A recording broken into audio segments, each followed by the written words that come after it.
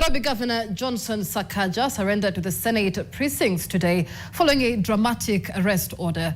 In a defiant stand aligned with the Council of Governors leadership, Sakaja has vowed to boycott the Senate Watchdog Committee scrutinizing public expenditure until the toxic feud between governors and the senators is settled through political channels. Now, the devolved unit bosses are demanding an immediate reversal of arrest warrants against governors, condemning the police for being used as tools of public humiliation. NTV's Laban Shaban starts us off tonight. After a frantic manhunt by police on Monday night allegedly intended to force him to honor summons by senators, Nairobi Governor Johnson Sakaja finally emerged, appearing at the Senate buildings in Nairobi to meet the House leadership.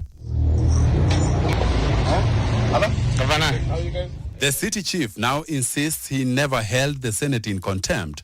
Rather, he was simply following the marching orders of the Council of Governors to give the Senate a wide berth until their long-standing differences are amicably addressed.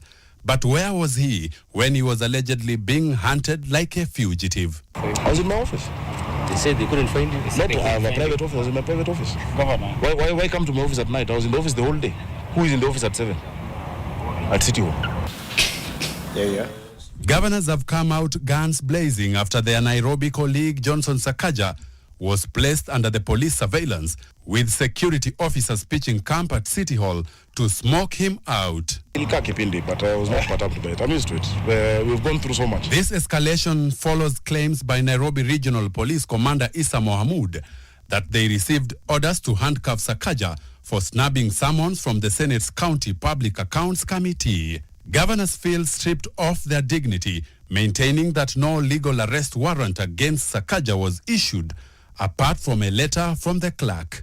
So we want to tell our policemen not to be misused. This is a political matter. It's a political standoff. When it goes legal, we'll play it in court. When it goes legal, we'll play it out in court. And the people will regret that it never reached that level. The first 5 years of Nairobi County had disclaimer opinion reports, negative. The next 5 were adverse. My reports are clean, they're qualified, you know? And so that is not the issue. So singling out one county out of 30, for obvious reasons, and maybe it's because I'm close to the Senate, is not a fair thing to do. But I'm here. According to the governors, 29 of them were summoned by the CPAC on Monday, but they are incensed by reports that only 2 governors were targeted in the Monday night raid. Abdullahi maintains that the only remedy for this standoff is taking stern action against certain committee members they allege are corrupt. The governors claim they are sitting on a mountain of hard evidence against the Senate. You know, when we're being grown-ups as governors here, we're being grown-ups. If we were not conscious of protecting the integrity of that house, we could have played it out in the public court with respect to evidence that we have. But we are not here to,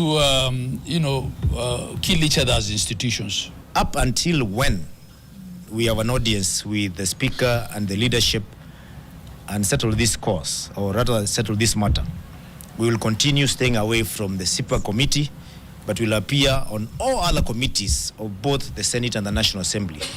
The war between governors and senators has simmered for years, the latest flare-up reaching a breaking point between the county bosses and the expenditure watchdogs. The 9-member committee is spearheaded by Chairperson Senator Moses Otieno Kajwang, assisted by Vice Chairperson Senator Jones Mwaruma. We're helping them in a way by saying, let's talk about these things before you go there.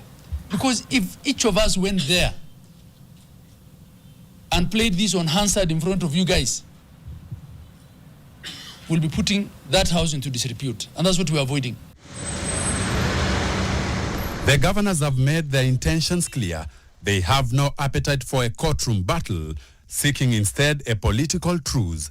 Until this storm is weathered, the duty of leadership accountability and the oversight of public resources remain caught up in a tug of war, sacrificed at the altar of political ego and administrative paralysis.